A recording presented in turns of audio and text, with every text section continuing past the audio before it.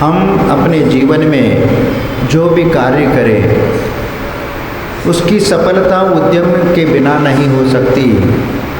इसीलिए उद्यमेन सिद्धन्ति कार्याणि च मनोरथे। उद्यम से ही हमारे मनोरथों की और कार्यों की सिद्धि होती है। इसीलिए हम किसी भी कार्य को हाथ में लेते हैं तो उसके लिए उद्यम करना जरूरी है। बिना उद्यम के हमें सब कुछ प्राप्त हो जाए, यदि ऐसी अपेक्षा यदि हम रखते हैं तो वह कभी संभव नहीं हो सकता। क्योंकि संसार में प्रत्येक व्यक्ति बैठे बैठे खाना चाहता, बैठे बैठे सब कुछ पाना चाहता है। इसलिए संसार में जितने जीव हैं वह सब बिना मेहनत के, बिना पुरुषार्थ के, बिना कोई कार्य किए सब हासिल करना चाहते हैं। तो वह कैसे हासिल हो सकता है? स्वयं तो पुरुषार्थ करना नहीं चाहते, कोई पुण्य करना नहीं चाहते, कोई ऐसा कार्य करके बिना पुण्य के हम वह चीज़ हासिल करना चाहते हैं, तो ये कैसे संभव हो सकता है? इसीलिए संसार में 4 पुरुषार्थ बताए। इन 4 पुरुषार्थों को करते ही व्यक्ति अपने मंजिल तक पहुंच सकता है। क्योंकि धर्म पुरुषार्थ, अर्थ पुरुषार्थ, काम पुरुषार्थ और मोक्ष पुरुषार्थ, ये 4 पुरुषार्थ है। इन 4 पुरुषार्थों के माध्यम से ही व्यक्ति अपने लक्ष्य तक पहुंच सकता है। लेकिन जीवन में वह अत्यंत लगन के साथ और श्रद्धा और भक्ति के साथ इस कार्य को करने की जरूरत है। जहाँ पर धर्म की बात आती है तो धर्म को अपने आत्मसात करके चलना पड़ेगा, विश्वास रख करके चलना पड़ेगा। जब तक हम धर्म के ऊपर आत्मसात हो करके उनकी क्रियाओं को नहीं करेंगे, जितने भी व्रत नियम संयम आदि है उन सभी क्रियाओं को लगन और भक्ति के साथ नहीं करेंगे, तब तक हमारा आगे का विकास नहीं हो सकता। क्योंकि धार्मिक उन क्रियाओं के कारण ही, उन धार्मिक अनुष्ठान के कारण ही हमारे लिए हमारा पुण्य बढ़ता चला जाता है। क्योंकि जब हम क्रियाएं पूजा करते हैं, जिनेंद्र भगवान की आराधना करते, भक्ति करते, स्तुति करते, असंख्यात गुणी कर्म की निर्जरा होती है। और ये असंख्यात गुणी कर्म निर्जरा ही हमारे लिए परंपरा से मोक्ष के लिए कारण बन जाती है। क्योंकि यह पुण्य हमारे लिए आगे के भाव में ऐसा उपयुक्त स्थान दिलाता है और उनके कारण ऐसे द्रव्य, क्षेत्र, काल और भाव ऐसे अनुकूल वातावरण मिल जाते हैं। विदेह क्षेत्र जैसे स्थान पर हमारा यदि जन्म होता है तो वहाँ तो साक्षात मोक्ष मार्ग है।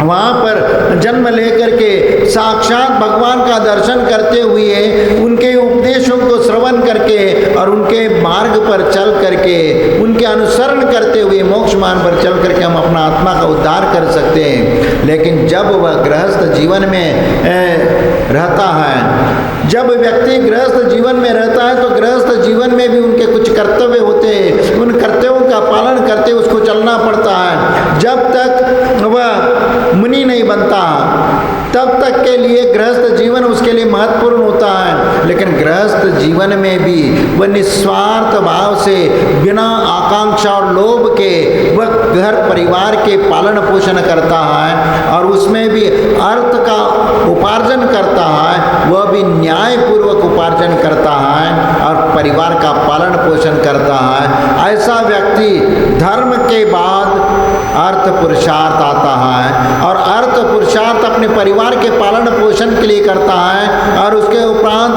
काम पुरुषार्थ अपनी वंश परंपरा को चलाने के लिए और इसके साथ साथ जिन धर्म की महिमा को आगे बढ़ाने के लिए और परंपरा से आगे वंश परंपरा को चलाने के लिए वह काम पुरुषार्थ करता है और ये काम पुरुषार्थ उसके जीवन का एक अंग है। इसलिए गृहस्थ जीवन में रहते हुए अर्थ और काम पुरुषार्थ करता हुआ वह धर्म पुरुषार्थ को भी करता है। क्योंकि यदि अर्थ पुरुषार्थ और काम पुरुषार्थ धर्म के साथ यदि करता है तो उसके जीवन में वह एक संयमित जीवन हो करके, वह संयमित धार्मिक जीवन और सदाचारी जीवन जीता हुआ वह मोक्ष मार्ग पर निरंतर चलता चला जाता है। और यदि उसके जीवन से यदि धर्म हट जाता है और सिर्फ अर्थ और काम यदि रह जाता है तो वह व्यक्ति अपने जीवन में कभी भी आध्यात्मिक ऊंचाई तक वह नहीं पहुंच सकता है। क्योंकि उसके जीवन में सिर्फ अर्थ महत्वपूर्ण है, उसके लिए भगवान का दर्शन, पूजन, वंदना आदि महत्वपूर्ण नहीं है। गुरुओं का दर्शन उसके लिए महत्वपूर्ण नहीं होता, उनके लिए पूजा पाठ करना महत्वपूर्ण नहीं होता, क्योंकि वह हर जगह अर्थ पुरुषार्थ को महत्व रखता है। और इसीलिए जहाँ पर भी जाता अर्थ के माध्यम से ही हर चीज को तोड़ने का प्रयत्न करता है। यदि मंदिर में आता है तो यदि वह मंदिर में यदि भगवान की कोई प्रतिमा है, उस प्रतिमा को अपने दृष्टि से आंकना शुरू कर देता है। यदि भगवान में यदि सोने की प्रतिमा है तो वह यदि सुनार आ जाता है तो वह सुनार अपने ज्ञान के माध्यम से उसमें सोने का भाव या सोना कितना टंच है वह देखने का प्रयास करता है। एक सुनार तो उस सोने में वह क्वालिटी देखना चाहता है कि इसमें सोना कितना है, लेकिन यदि सरापा यदि आ जाता है तो सरापा वर्तमान बाजार के माध्यम से उस सोने की कीमत आंकता है, उसमें उस प्रतिमा को सोने के रूप में उसकी कीमत आंकता है। लेकिन ये तो जहाँ व्यापार की बात आती है तो व्यापार के माध्यम से वो व्यापार की दृष्टि से मंदिर में आ करके उसी प्रकार का वह सोचता है और उसी प्रकार का वह चिंतन करता है। लेकिन यदि कोई एक भक्त आ जाता है तो भक्त भगवान के दरबार में आ जाता है तो न उसमें सोने की प्रतिमा नजर आती है, न बाजार भाव से सोने का भाव वह देखता है, वह सिर्फ वीतराग मुद्रा उसको नजर आती है। और इसलिए उस वीतराग मुद्रा का दर्शन करते हुए वह यही भाव करता है कि भगवान आपने जिस प्रकार राग द्वेषादि कषाय को नष्ट करके इस परम वीतराग अवस्था को आपने प्राप्त किया है, उसी वीतरागता को पाने के लिए मैं आपके चरणों में आया हूँ। और वह प्रतिमा किस चीज की है, किसकी बनी हुई, पाषाण की है या सोने की है या चांदी की है, इस ओर उसका दृष्टिकोण नहीं रहता। उनमें सिर्फ भक्ति रहती है और भक्ति के माध्यम से ही वह अपना अंतरंग आत्मा को वह निर्मल बनाने का प्रयत्न करता है, अंतरंग विशुद्धि बनाने का प्रयत्न करता रहता है। और यही उनकी अंतरंग विशुद्धि उसके आत्म कल्याण के लिए कारण बन जाती है। लेकिन जो व्यक्ति मंदिर में आ करके उस प्रतिमा का मूल्यांकन करना शुरू कर देता है तो वह व्यक्ति कभी आत्मा का स्वयं अपने आत्मा का उद्धार नहीं कर सकता। उसको तो उसमें भी धन और दौलत नजर आता है, उसमें भी उस वस्तु का, उस धातु का भाव नजर आता है, इसलिए वह कभी अध्यात्म को प्राप्त नहीं कर सकता।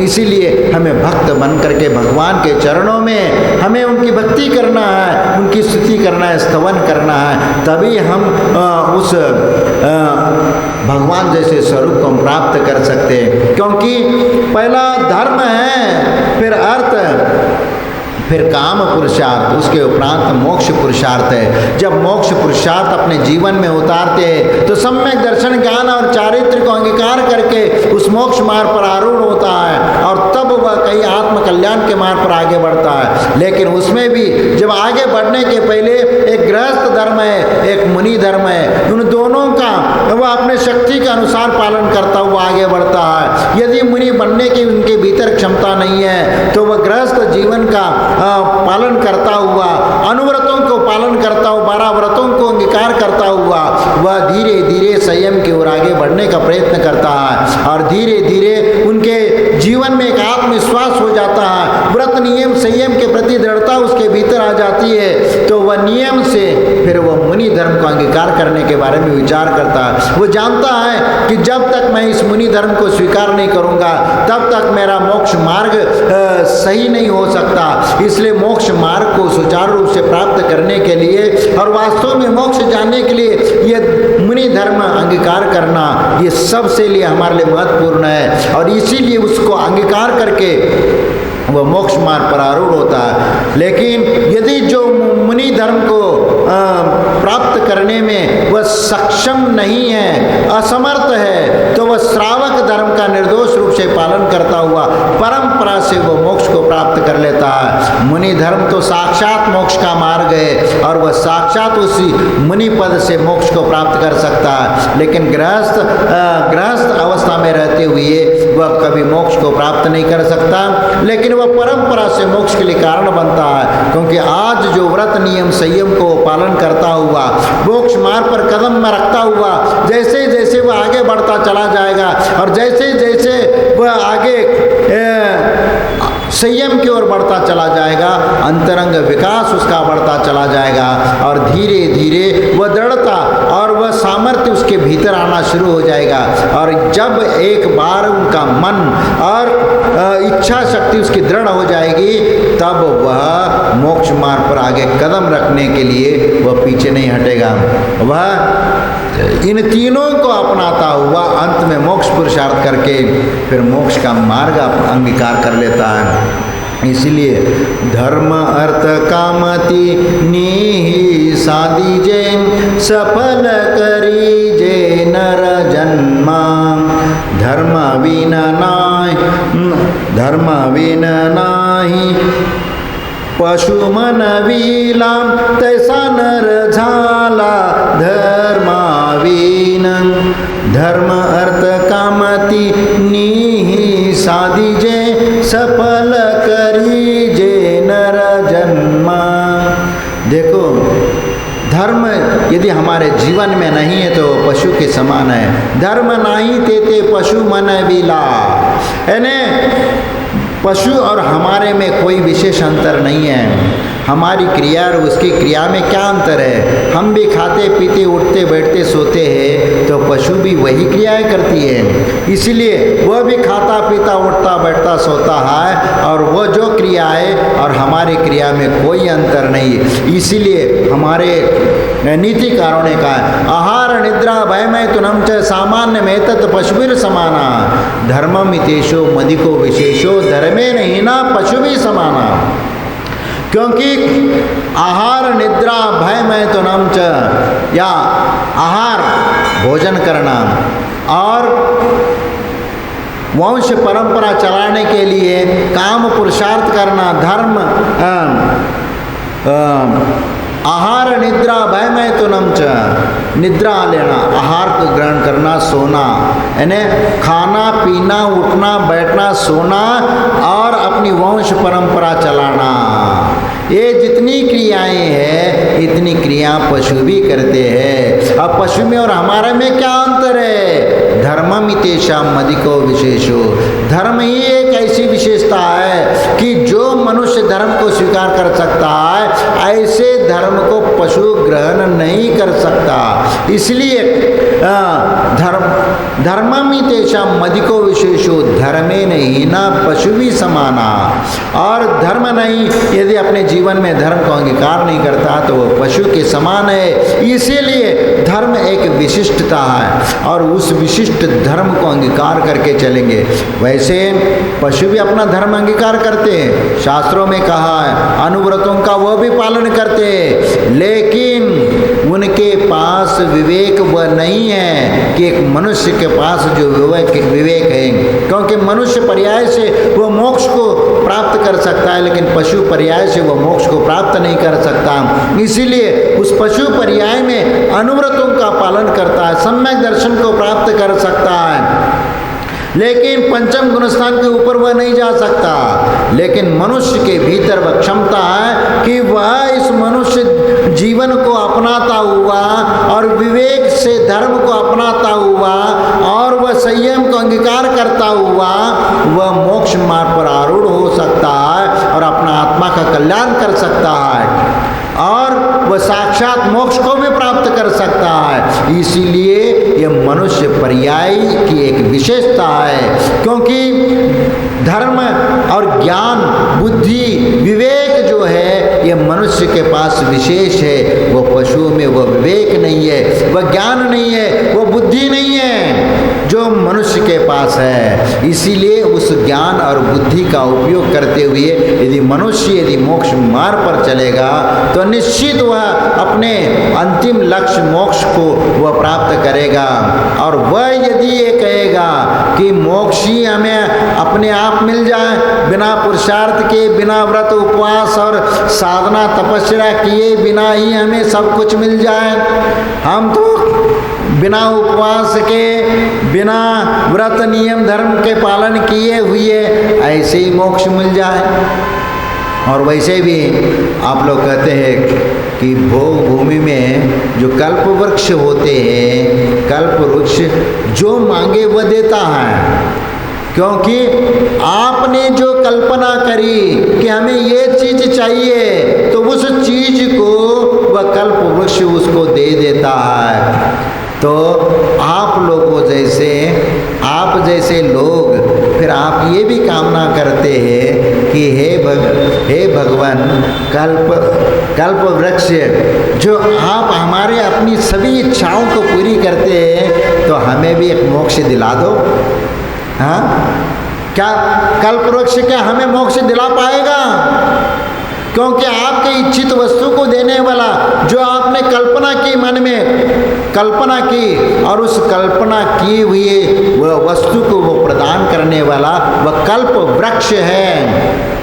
इसीलिए जैसे चिंतामणि रत्न है, चिंतित वस्तु को देने वाला वह रत्न है, वह चिंतामणि रत्न कहलाता है। उसी प्रकार कल्प वृक्ष है, क्योंकि ये वृक्ष आपको इच्छित वस्तु को देने वाला है। आपने मन में जो चिंतन किया, विकल्प किया, वह देने वाला वह चीज है। क्योंकि 10 प्रकार के कल्प वृक्ष होते, भाजनांग, भोजनांग, वस्त्रांग और